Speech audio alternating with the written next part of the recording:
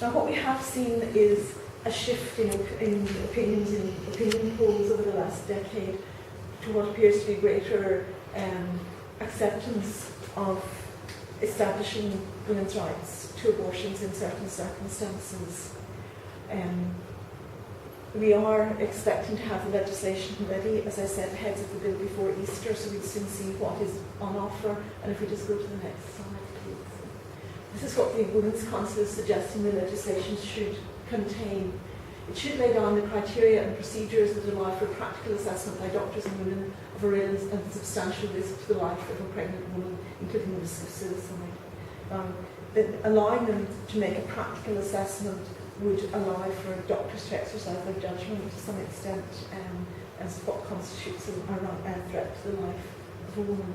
Much more difficult to put these things into into statute than it is to talk about the sort of general ideas. They also say we must have a framework, a sort of appeals board that women can go to if the doctors say no, you're not entitled to have an abortion. Then the woman must be able to go and have a place where she can take up that issue and see if there's another opinion on her case.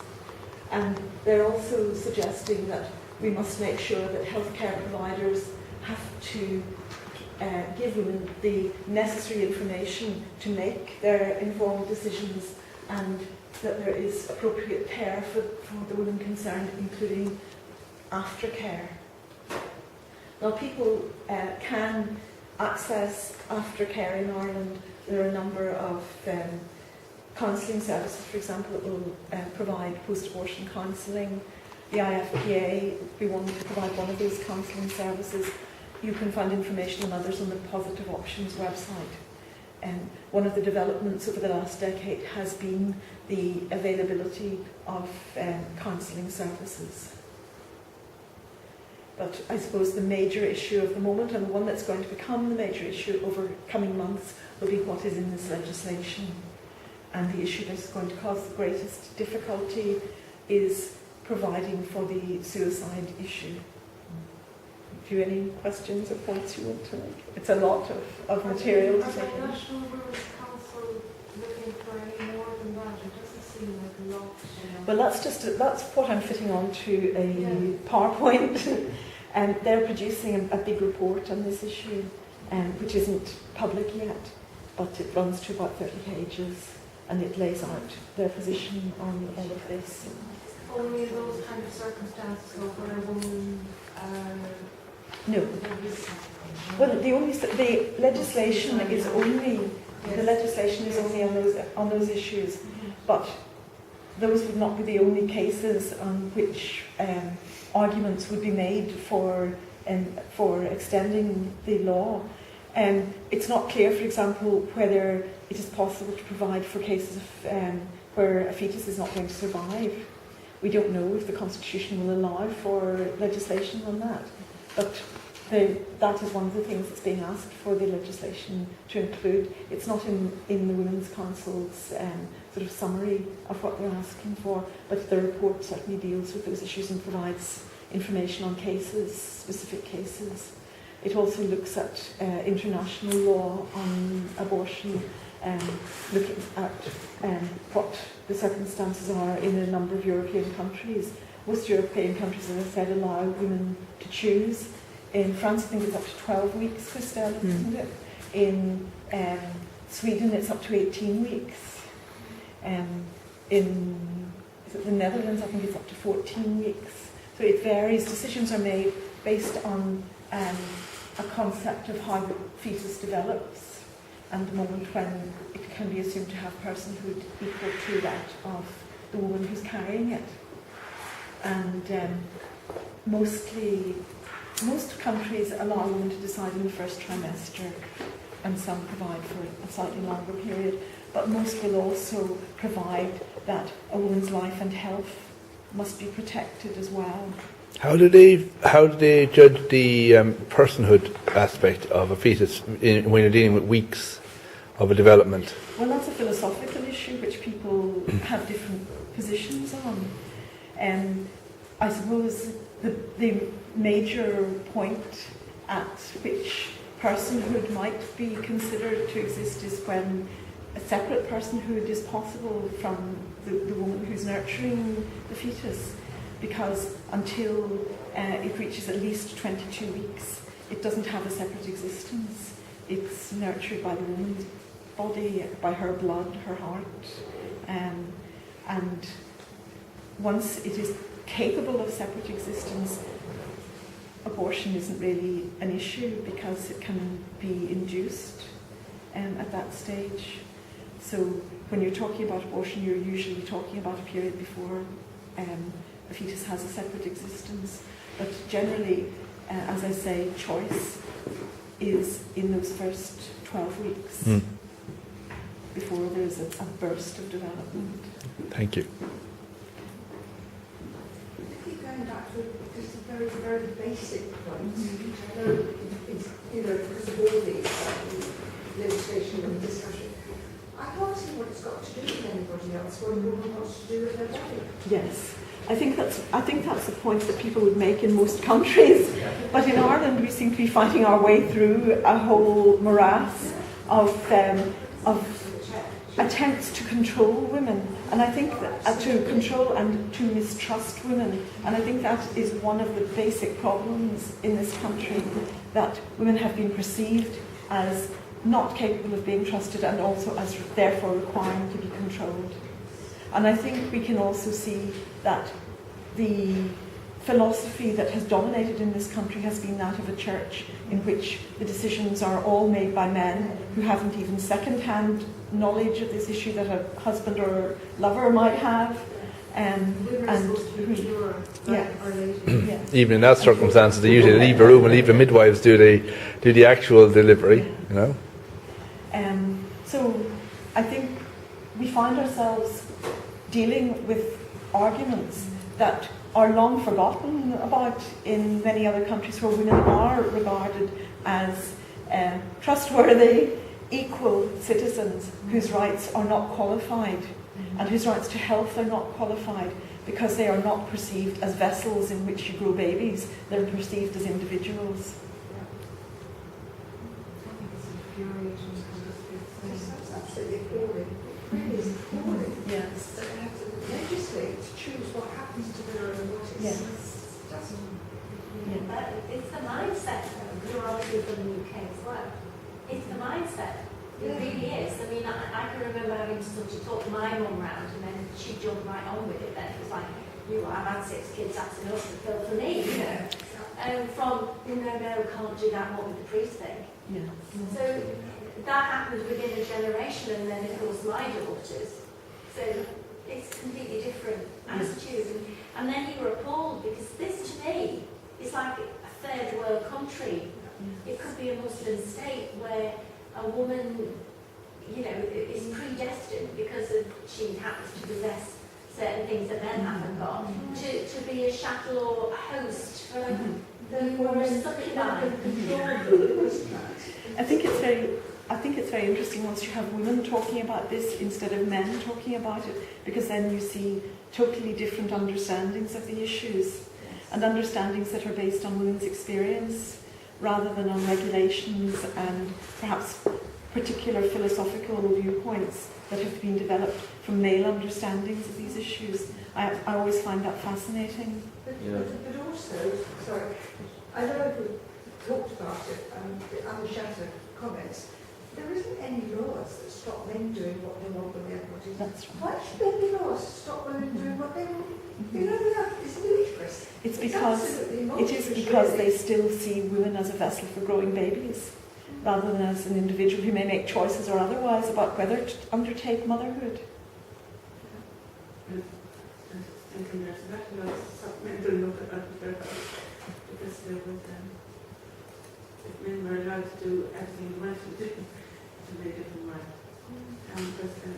I think the thing arose in the context of women's health. The Constitution, instead of guaranteeing women equal rights, actually qualifies their right to health in the constitutional in the section of the Constitution on abortion. Women's rights are qualified rather than Sorry. Yeah, no. I think maybe I'm getting a signal to finish, and I know that I should be finishing. No. Just maybe one or two comments more or more questions, and then I think we're at a very emotive kind of point in the discussion, I suppose. So it might be an appropriate point to introduce I know that the Abortion Rights Campaign is going to have 10 days of action and stuff like that. So maybe people have one or two more questions, and then Sandra, if you could tell us maybe where people can go from here. Okay. Well, I suppose. Do you have more questions? I'm happy to talk to anybody afterwards as well. If you want. I was just going to say, I was interested in looking for the X-Case documentary, how the people actually made the decisions, each and every one of them was a man at every step of the process, like the 8 judges in the Supreme Court, 1 guy in the High Court, judges who kind of benefit from the kind of conservative, setting that they've grown up and grown accustomed to. They're the ones making this decision for the entire country, for every woman there. So you wonder when nothing gets done. And you just look at the people. I think that's a very good point. And you saw the cartoon in the film which showed you, thank you, the Irish Committee for Women, which was entirely made up of men.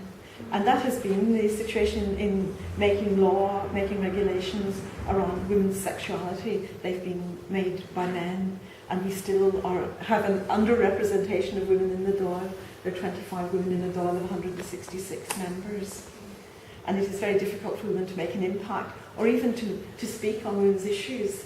I know one of the studies of abortion and Dáil deputies found that there wasn't the emotional space in the Dáil for women to make arguments about abortion because the male deputies actually don't want to hear them.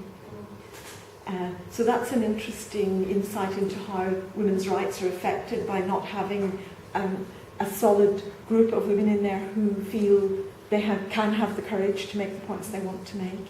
So. I have found something similar experience of talking to people in a group, especially older men. Mm-hmm. If you get a little bit emotional and sort of express your opinions strongly, like some of us are doing here today, they don't want to know. Mm-hmm. And you're almost told, oh, you're being hysterical and you're being emotional, mm-hmm. and that's how they just cut you off. Mm-hmm. They don't really want to hear. Yes. Well, that seems to be the attitude of maybe some of the people in government and...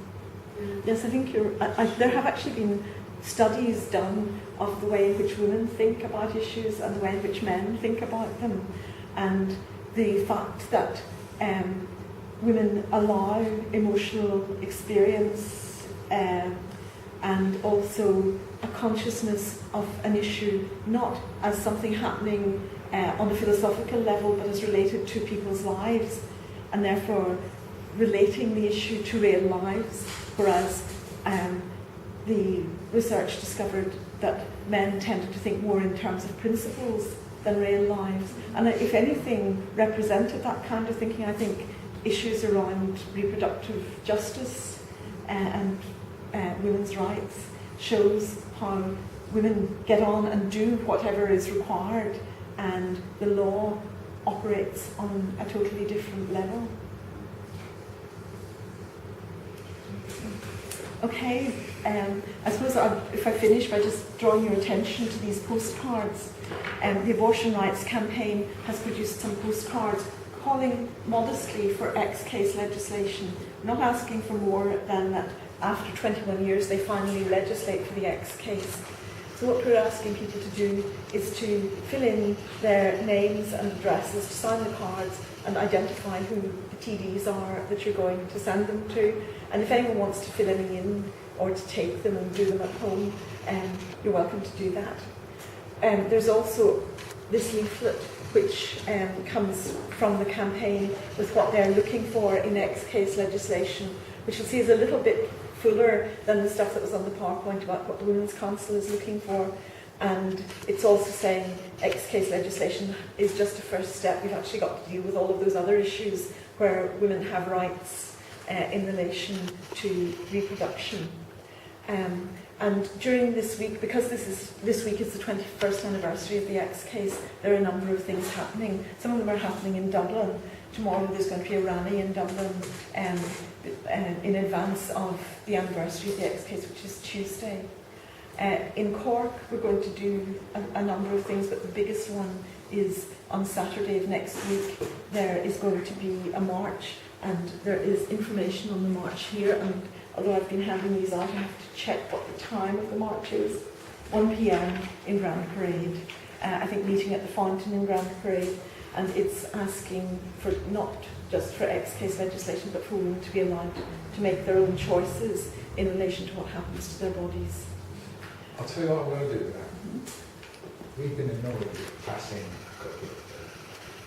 Women's Defence of Life Institute near where we live. We've been discussing how to take them down or abuse them. He was going to drop me off so I could pop out and go. Well, I think we'll take some, we'll take them over the top of their poster, so we'll use the. Well, I'll leave that to you. There is one thing about any posters, and that is they must come down within 1 week of the event, because otherwise you get fined for having them up. It's all right, I'll initial it as well if you want to come up. And we're doing youth defence a favour by covering their troubles. Yes, more than a week actually. The thing about posters is you're allowed to advertise an event for a week up to before the event, but in a period like this, you're not allowed to just put up a poster about anything you like on poles and things around town. So, well, this is out of town. This is heading towards Ballycotton. Right, There's okay. one on the lamppost that really annoys me, and there was one a bit further along. And sometimes they mysteriously fall off these things. I think that's how I make these things happen. It's your organisation is a charity. No, we're just a voluntary group that comes together. We don't have funds. Otherwise, I have to pay to have it displayed in the library.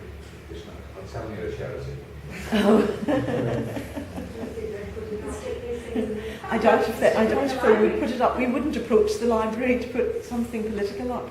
So I don't think that they would put it up. I think they only put neutral things. Don't go there. It gets stuck. I've got 80 Island posters on. Right. In Cork and Livingston. Right. Oh, that's interesting. He goes in and bats his eyelids. Charm them. And if you want anyone bullied, send them in. Good combat calls. Okay. Well, I think perhaps my part of this meeting should come to an end and back to Erin. The postcards are here if people want to take them. There are usually 4 or 5 TDs in your constituency. And if anyone wants to fill them in now, we are also going to collect postcards and take them to the Doyle to save people having the cost of postage. So if you want to do that, or if you want to bring them next week, maybe Erin could collect them if you're meeting next week. Yeah. And you can pass them on to us.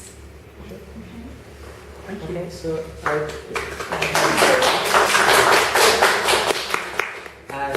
thank you, Sandra, for the wonderful talk onto, I suppose, quite a simple issue which has been pointed out, but with quite a complex history, you know. And I know that it's as humanists, like it's important that we look at these moral issues, and to inform ourselves is very, very important. So, really glad we invited you. That's good.